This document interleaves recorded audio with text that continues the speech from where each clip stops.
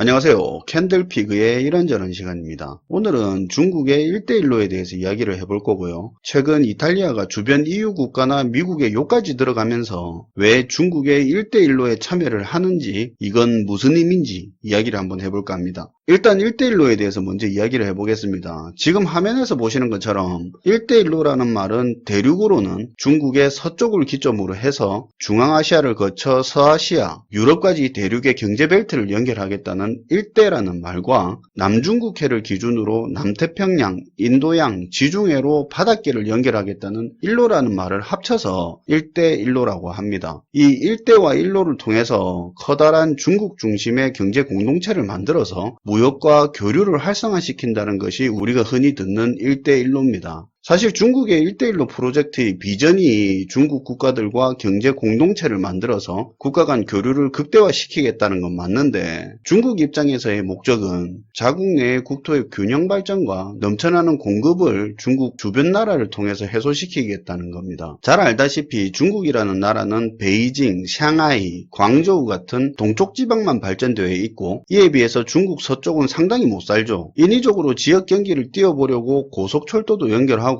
신도시 건설도 해봤지만 유령 도시가 돼버리고 딱히 효과도 못 봤죠. 그래서 중국은 주변 국가로 눈을 돌렸다고 볼 수 있습니다. 주변 국가하고 교류나 무역이 활성화되면 자연스럽게 그 국가와 인접한 중국의 지역들이 활성화될 수 있다고 생각을 한 거죠. 그런데 문제는 중국에 인접한 많은 국가들이 잘 사는 나라가 아니라는 겁니다. 무슨 교류를 해먹으려고 해도 항만이나 철도, 통신 같은 인프라가 잘 되어 있어야 뭘 할 수가 있는 거죠. 그래서 경제 인프라가 부족한 국가들한테 항만, 철도, 통신망 같은 국가 기반 시설들을 건설할 수 있도록 돈을 빌려줍니다. 그런 인프라만 갖춰진다면 그 국가 경제 활성화되는데 도움이 될 수 있으니까요. 표면적으로 보면 특별히 문제될 것도 없습니다.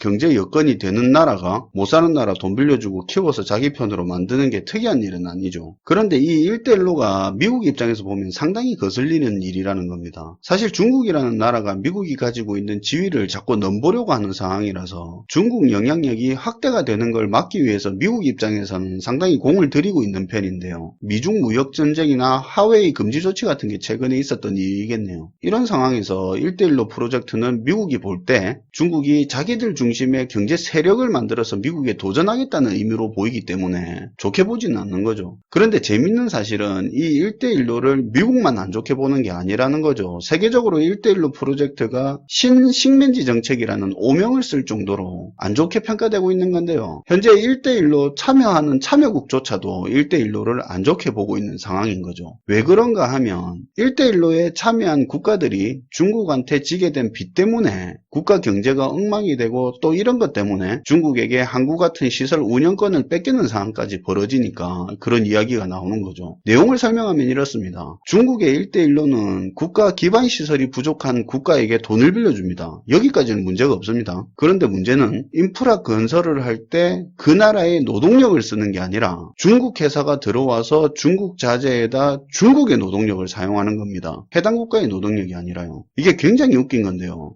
1대1로에 참여한 국가가 철도나 항만 같은 인프라 건설을 위해서 중국에 돈을 빌렸다고 칩시다. 그러면 당연히 건설하는 과정에서 발생하는 일자리나 수익은 해당 국가한테 유리하게 되어야 하는 게 맞습니다. 그래야 그 과정에서 그 나라 국민들의 일자리와 소득이 증가하게 되고, 더불어 소비여력이 증가하게 되면 수요가 늘고, 이에 따라서 공장도 생기고, 또 그 공장들은 만들어진 인프라를 통해서 수출도 쉽게 하게 되면서 자연스럽게 고용률도 또 늘고, 늘어난 고용은 정부 조세 수입도 늘어나게 하고, 그런 식으로 경제 활성화를 시키는 거죠. 어떻게 보면 중국에 돈을 빌려서 뉴딜 정책을 한다고 볼 수도 있겠죠. 근데 중국의 1대1로는 인프라 건설 과정에서 발생하는 일자리와 수익을 중국 노동자에게 베풀어 줍니다. 그러니까 쉽게 말해서 알아서 다 해줄 테니까 다 만들어지고 나면 운용하면서 수익 내서 빚만 잘 갚아라, 이런 건데요. 사실 중국 경제 성장이 예전만 못하니까 인력들은 남아 돌고 중국 회사들은 수익률이 떨어지니까 주변 주변국을 상대로 이런 식으로 공급 과잉을 풀고 있는 겁니다. 지어주는 시설도 문제인데요. 국가 기반 인프라라도 그 나라 경제력과 상황에 맞는 수준의 인프라를 건설하면 되는 겁니다. 근데 고속철도니 경전철이니 실제로 그 나라에 필요하지도 않고 수익은커녕 유지하기도 버거운 시설들을 지어서 중국 배만 불리고 참여국은 빚더미에 앉게 되는 상황이 여기저기서 발생하고 있는 거죠. 거기다가 이런 일들로 인해서 채무 변제하기 힘들어진 국가들한테 채무 탕감이나 유예를 조건으로 항만 운영권 같은 걸 요구하고 있죠. 그러니까 신식민지 정책이라는 말이 나오고 있는 겁니다. 스리랑카 같은 경우가 최근에 돈을 못 갚아서 항구 운영권을 99년 동안 중국한테 넘겼죠. 물론 멍청하게 자기 나라 상황 생각도 안 하고 중국한테 돈 빌리고 과도한 인프라 건설한 놈이 멍청한 놈이지 이렇게 말한다면 할 말은 없겠지만 현재 1대1로로 벌어지고 있는 문제점이 이렇다는 겁니다. 사실 중국이 바보도 아니고 잘 살지도 못하는 나라하고 교류를 해서 뭘 얻어먹겠다고 국제사회에서 신식민지 정책 소리 들으면서 1대1로를 진행하겠습니까? 중국이 먼저 손을 내미는 경제적 비주류 국가는 거의 딱 정해져 있습니다. 국제사회에서 영향력을 발휘하거나 미국을 견제할 수 있는 전략적인 좋은 위치를 가진 나라들한테 중국은 못 사는 나라라도 손을 내밉니다. 유럽의 지중해와 인도양을 연결하는 바다의 지름길 수에즈 운하를 아실 겁니다. 전 세계 물동량 20-30%가 여기를 거치는데 경제적으로 군사적으로 여기가 굉장히 중요한 지역입니다. 여기에 있는 작은 나라 지부티의 1대1로 참여를 받아내서 지금 중국은 처음으로 해외 군사기지를 만들고 있습니다. 파키스탄, 스리랑카 역시도 미국 영향권에서 벗어난 중동에서 중국으로 가져오는 에너지 보급로를 짧게 개척하기 위해서 전략적으로 1대1로 처음부터 공을 들인 국가입니다. 사실 말은 중국 주변 국가들과 경제공동체를 형성하는 거지만 실제로는 미국의 영향이 적은 나라들을 중심으로 중국의 경제적, 군사적 거점을 넓히고 있다고 보셔도 됩니다. 그런데 진짜 무서운 건 1대1로에 참여를 받고 전략적 거점을 늘려가는 그런 종류가 아니라 보이지 않는 중국 자본들이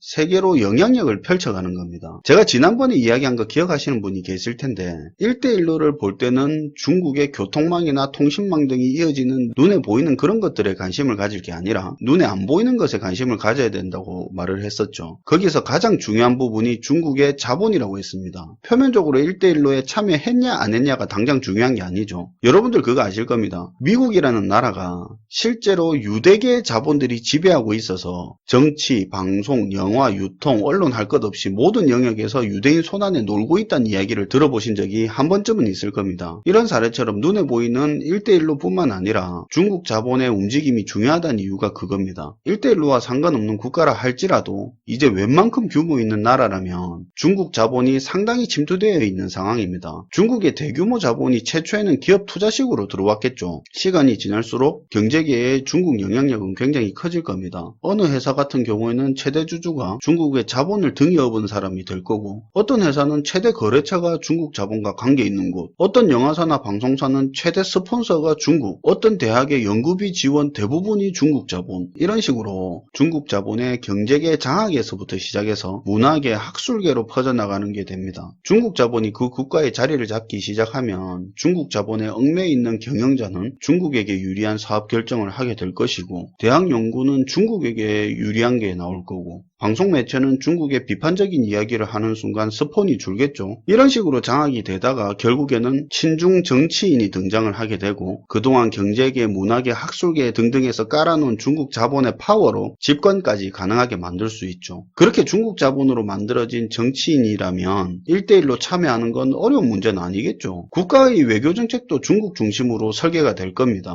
어느 나라가 그렇다는 게 아니라 충분히 그렇게 진행이 될 수도 있다는 겁니다. 중국과 1대1로를 맺었던 파키스탄, 스리랑카, 몰디브, 말레이시아 같은 나라들이 당시에는 친중 정치인들이 집권하고 있을 때였죠. 저는 개인적으로 중국 자본의 도움 없이 그들이 집권을 했을까 하는 부분은 의문이 있습니다. 아무튼 그 나라들은 1대1로 사업 진행 때문에 나라 경제 작살나고 난 뒤에야 친중 정권들이 무너졌죠. 아무튼 자본이 장악되는 게 그렇게 무서운 겁니다. 그런데 사실 아시는 분들은 잘 아시겠지만 중국이 가장 원하는 건 위안화가 국가 간 거래의 기준이 되는 달러와 같은 기축통화가 되는 겁니다. 기축통화 패권을 가질 수만 있다면 세계 경제 질서를 다시 만들 수 있겠죠. 그러기 위해서는 세계 시장에서 위안화의 활용을 넓혀서 위안화의 중요도를 높일 필요가 있는데, 그게 가능하려면 유럽 같은 큰 선진국 시장을 잡을 필요가 있습니다. 그런데 지금까지는 선진국 대열에 있는 국가 중에서 중국의 1대1로에 참여한 국가는 없었습니다. 전부 적당한 선에서 1대1로를 지지 정도만 했었죠. 그러니까 중국의 야심은 알겠는데 현실적으로 위안화가 달러와 같은 지위를 가지기는 힘든 건 사실이었죠. 그런데 이번에 제법 큰일이 일어났죠. 사실 지금까지 1대1로 프로젝트는 동남아나 동유럽, 아프리카처럼 세계 경제에서 비주류의 나라들이 참여하는 형태로 주로 진행이 되어 왔는데, 이번에 선진 7개국 G7에 들어가는 이탈리아가 중국의 1대1로에 정식 참여하기로 했죠. 어떻게 하다 이런 일이 발생하게 됐냐면 2008년도 세계 금융위기 이후로 이탈리아가 경제 상황이 많이 안 좋아졌습니다. 안 좋아졌다고 해도 잘 사는 G7 국가라는 점 참고하시고요. 상대적으로 안 좋아졌다는 겁니다. 외국인 투자 자본이 금융위기 이전과 비교해서 반 이상 줄었으니까요. 그래서 이탈리아가 1대1로에 참여하게 된 겁니다. 사실 이탈리아가 갑자기 중국과 손잡은 건 아닙니다. 이미 이탈리아 내부에서 중국 자본이 충분히 자리를 잡았죠. 인터밀란 같은 축구구단, 피렐리 타이어 회사가 중국 자본에 넘어간 일들이 대표적인 사례가 될 수 있죠. 그뿐만 아니라